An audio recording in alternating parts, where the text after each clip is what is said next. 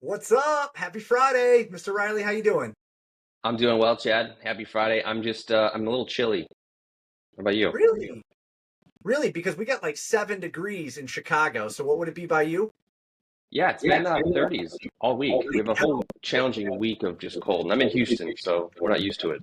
The part that blows my mind is that you don't have to bury your pipes 42 inches down. That's Code's the part that's crazy to me. code's completely different. And I'm from the Midwest. Pipes were really deep. Coming down here, they run them outside the homes in 6 inches down in cases. So it's severely impacted by cold weather. I had to deal with a lot of that when I was working up in Dallas, right? We had that freeze a couple years ago, and it was crazy. Because you're right, the water pipes are running right above the ceiling. So when you see like the massive water breaks, to me, it's kind of crazy because that doesn't happen up in the north like this. Mhm. But yeah, the codes and how they build and all that stuff is massively different. So I do know that there is a massive amount of leak calls that I'm hearing from all of my different contractors throughout the US, right? And they're like, there's no way it's leaking, right? The roof's not leaking. I was like, perception's reality, man. Water's coming down. So Perception is reality. It could be coming in from a window. They still think it's the roof. that's right. That's right. Be happy that you were the first call. They could have called That's a right. window, right? No question. All right. So we are here today to talk about GPS and some of the pros and cons of integrating GPS maybe into your fleet, into your trucks. And Will, I know you said you had some background on using different type of technology that helps even with inventory, right? Yeah, or just tracking general equipment. These GPS services these days aren't just tracking where a vehicle is. They've added on to it, how fast it's going. When was the last oil change? When were the last tires rotated? So it could do a lot more. That's and to me, that's how I know GPS, right? So like coming into this, the first thing that I think of when I think of GPS is understanding where my crews are at, right? So we used to use it on a national account side. We would get a leak call, and the leak call would come in Bolingbrook, Illinois, whatever it was, right? We would go right to our GPS and say, okay, I have an emergency inside Bolingbrook. Where's my closest crew? Right? So we would instantly be able to real time coordinate. How else is GPS used? Yeah, I think that's the first and foremost. When I was running the whole state of Texas, where I had to service the whole state of Texas, so we had tickets all across. It's a big footprint to cover, but location was incredibly important. How else is it used? Well, tracking speed is a big one. We can't have our techs speeding everywhere, so it held them accountable to stay within the speed limits. The other thing it helped do is if they got in an accident or something, even if it's a fender bender, that stuff was documented properly so that the company was kept safe. So I'd say compliance is another big use case for GPS. Yeah. I've heard of it being used in those situations, right? Now, depending on where it is, if you have a safety division or something like that, yes. 100% the speeding side, right? Having a tolerance to are your trucks driving too fast? I don't know what the variable is, but it's what 10 every 10 miles an hour, your gallons per mile drops by like 30% or something crazy like that. I've heard something like that, which is Yeah. crazy when you think about like fuel consumption. Or how long a truck's been idling for. We had crews sitting in parking lots and literally running the job, but then they kept the truck running the whole time. So we're like, look, if you just stop doing that, how much fuel are we going to save for the entire year?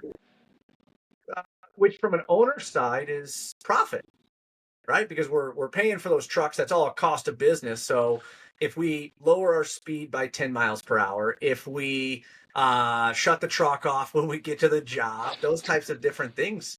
I mean, if you have a big fleet, that could probably make a massive difference to the bottom line. 100% too. Is it an easy thing? Is it an easy thing to pull off? Absolutely not, because it made it difficult. We had for example, a lot of contractors are like this, where, hey, you can kind of bug out and go look at go to your kid's sports game or go pick your dog up from the vet. So the deterrent in that regard is company vehicles. Company, personal is separate. So that's a hard thing to kind of overcome. But you can do it, and it's worth it if you can. Interesting, right? Because I think about the maturity of a company. that like when you first start a business, like it's your truck, right? It's the only truck you got. Oh yeah, I go pick my daughter up from school, and yeah, I drive it to Home Depot on the weekends, and yeah, I might take it to a baseball game, right? So, but as you get bigger and you start adding more trucks to it, then you start multiplying, like we've already talked about, right? The mileage, we start multiplying all of that kind of different stuff. When do you see that actually coming into play? Do you see it in certain business sizes, or like when do you see companies starting to look at GPS systems? Yeah, I think the size certainly matters, right? But when a company reaches a certain amount of vehicles in the fleet, production crews, service crews, if they're in-house, it's the company's responsibility. So it's almost like a tolerance answer of what's the tolerance of risk I'm willing to take on to have company vehicles issued to employees where I'm fully at risk. You know, there was this case of a tech in a truck, a heavy duty F-250 truck. They were killed. They got in a high speed accident on the highway and they were killed. Tragic case, but the GPS luckily was installed inside of that truck, so it kind of kept the insurance intact. It kept the policies intact. So good thing that happened. Now, when do you do it? I think what's your threshold for risk? Three, four, five plus trucks across the company? I'd certainly be considering it. Interesting. And when you say risk, my head goes to a little bit of a different spot in this, because from an employee, we just talked about a company side. There's an owner side, like 100%. You're reducing risk, right? We can save money, we get some more profit in there, like it'd be good. But I also think of the opposite side, right? Of like, I've had employees tell me that they can't drive over 55. I hate driving this truck because I can't do over 55, because if I do 56, then I get written up, right? Or then I get a call from somebody or something like that. So it can have a negative impact on, I guess, an employee experience is maybe the way I wanted to word it, right? Yeah, and it severely is. It's absolutely the case. There's a certain perception employees have when I'm going to start at this company, be provided a vehicle, and then here's the rules that I have to play within. You know, you can't take it out to get your own groceries on the weekends. You can't take it out to the club. You can't go to the bar, right? So when I talk about risk, it's like the company's tolerance for having those vehicles be in the judgment of their employees. You know, what happens when that truck backs out and hurts somebody? You know, that company is at fault. Yeah. Uh, However, you know, I think you just have to do it at a certain point if you want to ensure the business stays in business. And then you also need to have a policy, like an employee handbook or a policy. We had a separate vehicle policy and it had all the rules. Now you can vary in there depending on your where you do business at, but the policy could be something where you don't have to abide within all these rules, so to speak, but here's the rules you can play within. And managers had a better looking policy, I'll call it, than employees, but need to have that risk covered. I love that. Yeah. So it's a huge point, right? Because I still to this day remember getting phone calls, right, from a foreman being like, "Hey, I got to go pick up some wood from Home Depot. Do you care if I take the truck over there?" Right. And Hmm. I guess to me, like you said, it's I forgot the words that you use, right? But it's up to the employee to be able to make the smartest decision, right? So if you were to ask me, can my employee, hey, can I take it down to the bar this weekend? Obviously, right? Can I take it to a concert? Let's be real about this, right? Is that the right space to be able to do it? Um, but unfortunately, we can't always assume that two people will make the same decision. Yeah. I mean, what could work for so long, for so many years, might not work for the very next hire. You know, you can't just put all your trust in people as much as I like to trust everybody that I encounter or interact with. You just can't do it. But to your point, is it a deterrent? Well, it might be, but that's just the reality of doing business. If you have assets out there, you need to protect those assets. So maybe going back to the other use cases, you know, maybe it's not just tracking where service trucks are because an emergency leak came in. Maybe it's not just, hey, I need to find whoever's closest to this production job because I'm short materials. We used to have a map on the board, and that map was visible to everyone that was in the office, where you could just see the fleet. Where is everybody at? And we were short stuff all the time, all over the place. So that came in really did come in handy. Is hey, this quality assurance guy is actually the closest one to this job. Calling Melvin, hey, can you go pick up these materials for me and ship it over? So it's got its efficiencies, 100%. I think of culture, right? So I think that we said this earlier, perception's reality, right? We are kind of joking at the beginning, but how your employees see it is how they're going to know it, right? And I know that's not the right wording to be able to use, but I love how you said it, right? Because if you come in and you say, hey, for the safety of all of our employees, we have GPS on here.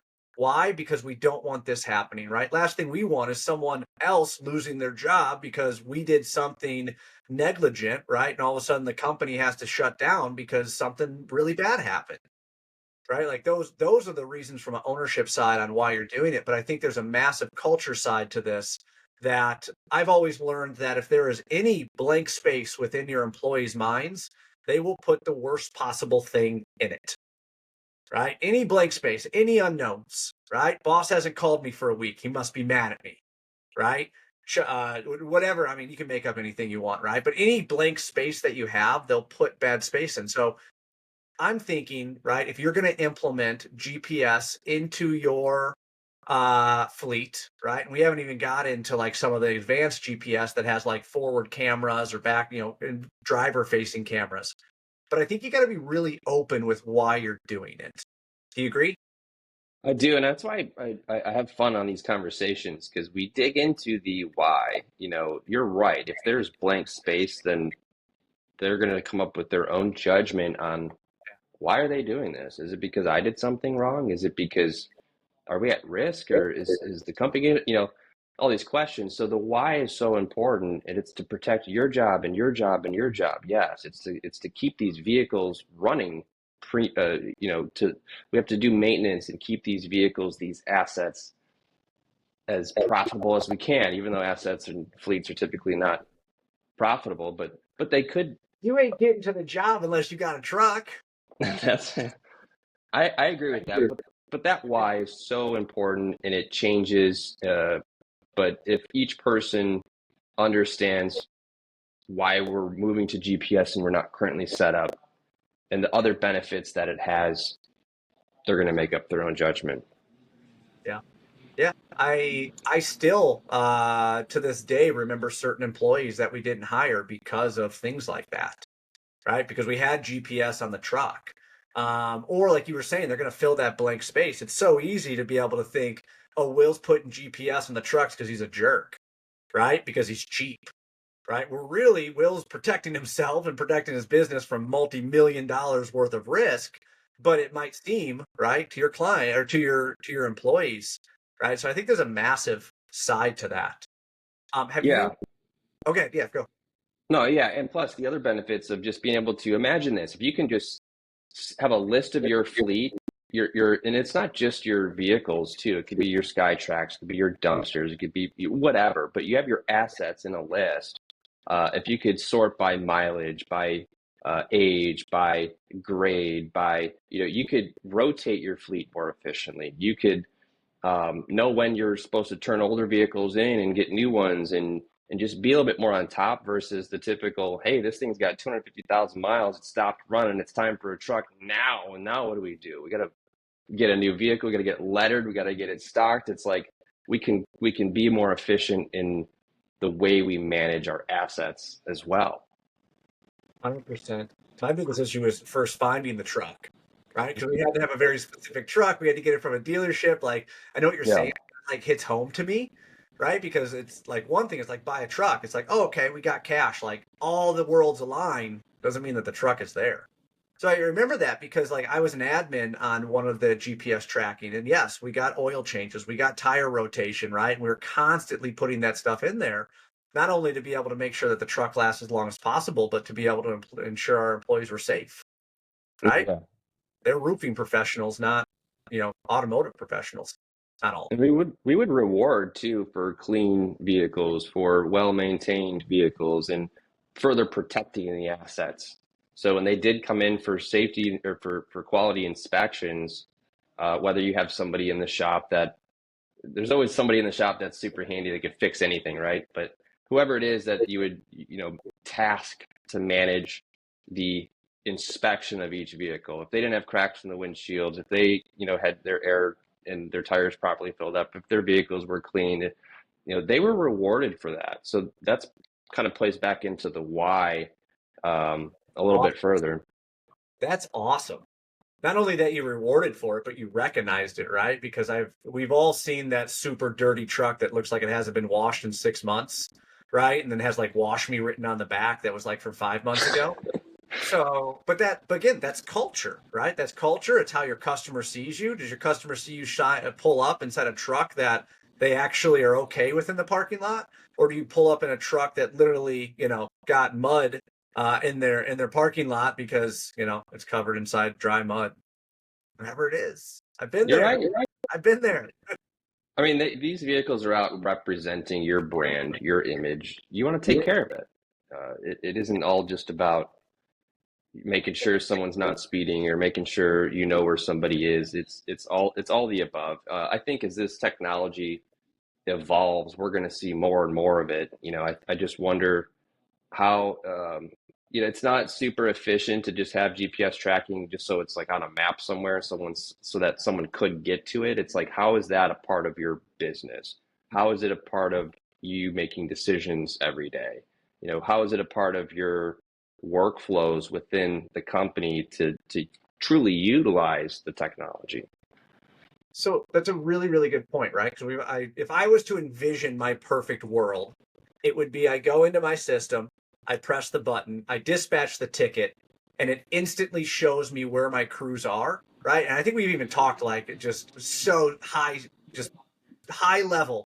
It tells you based upon where your trucks are at. It tells you based upon what your schedule is. How far are we away from having like something integrated like that? We're here. We're here today. I mean, we've got Google Maps, right? And it's the most open system out there. There's other mapping softwares, but for the most part, the majority of the industry uses Google Maps to map out their jobs, map out the progress of all their jobs. But then you have these GPS overlay options, right? So it's like the step to answer your question, we just need to take the overlay and to put it onto the actual maps. There's a lot of companies out there that offer it where I think we used AT&T service, there's Fleetmatics, there's GPS Insights. I think there's a number of them out there. I don't know which one's the best, but to me, if I'm going to build an integration, I'd want to know which ones are the best ones out there. That's awesome. I love that. I know this is a little bit of a shorter one, but I think as we kind of walk through this on Fine Line Friday, right? It's like if you're gonna think about putting GPS in, what's the why, right? Why are we doing that from a leadership side? And then what's the why on you're doing it from an employee side? Because to me, I think the employee side is the most that's going to dictate if it's successful and helps your culture or if it's going to be negative and hurt it, right? Because leadership is not what's said right in the room. Leadership is what's said at the job when no one's there, right? That's culture. That's ultimately what creates your company. I agree. Yeah. So, and to your point, two whys, right? It's not just one master. Everybody gets the why, but from the ownership standpoint, and then, yeah, how do we make it so people do embrace it and they're not turned off by it? They're not, giving it their all. They're not looking for another job or what. But I agree. There's so much in it. So I appreciate the time, man, and I look Yeah, forward to the next one. I love it. I love it. See you in 2 Fridays. Yes, sir. 2 Fridays. See you guys.